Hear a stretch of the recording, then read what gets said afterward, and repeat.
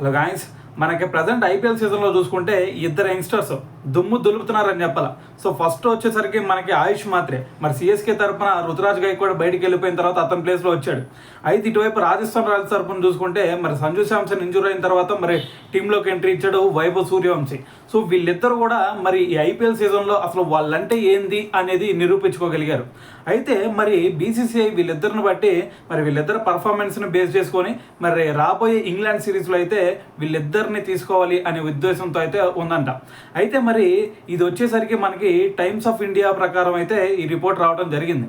అయితే మరి ఇక్కడ ఇంకొక సిచ్యువేషన్ ఏంటంటే మరి ఇంగ్లాండ్ టూర్ అంటున్నారు. సో మరి అది ఏ ఇంగ్లాండ్ టూర్? మరి ఇక్కడ రెండు టీమ్స్ ఉన్నాయి ఇండియా తరఫున. సో ఫస్ట్ వచ్చేసరికి అండర్-19, దాని తర్వాత సీనియర్స్. సో అయితే మరి ఈ అండర్-19 టీం ఏదైతే ఉందో సో మరి వీళ్ళు రేపు జూన్లో ఇంగ్లాండ్తో, అది కూడా మరి కేవలం 5 ఓడిఐస్, దాని తర్వాత 2 టెస్ట్ మ్యాచ్లు ఆడబోతుంది. సో వీటికి వీళ్ళిద్దరిని సెలెక్ట్ చేయాలి అనే ఒక మూడ్లో అయితే మరి బీసీఐ ఉందంట. సో ఏదేమైనా సరే మరి వీళ్ళిద్దరు కనుక ఈ అండర్-19లో ఆడారు అంటే మరి ఎక్సలెంట్ ఇన్నింగ్స్ ఇచ్చే ఛాన్సే కనిపిస్తుంది. ఎందుకంటే మరి ఐపీఎల్లో ఇంత పెద్ద బౌలర్లనే కొట్టిన వాళ్ళు దాని తర్వాత మరి అండర్-19 ప్లేయర్స్ని కొడతాం సో అంత కష్టమేం కాదు. అయితే దాని తర్వాత మరి మనకి 2026 సీజన్లో 2026లో చూసుకుంటే మరి ప్రపంచ కప్ కూడా జరగబోతుంది అండర్-19.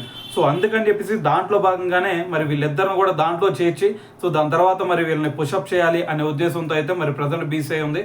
సో అయితే మరి దీని గురించి మీరేమనుకున్నారు? మరి వీళ్ళిద్దరిని దాంట్లో చేర్చితే సో ఎలాగుండిద్ది అనుకున్నారు అనేది కింద కామెంట్ చేయండి.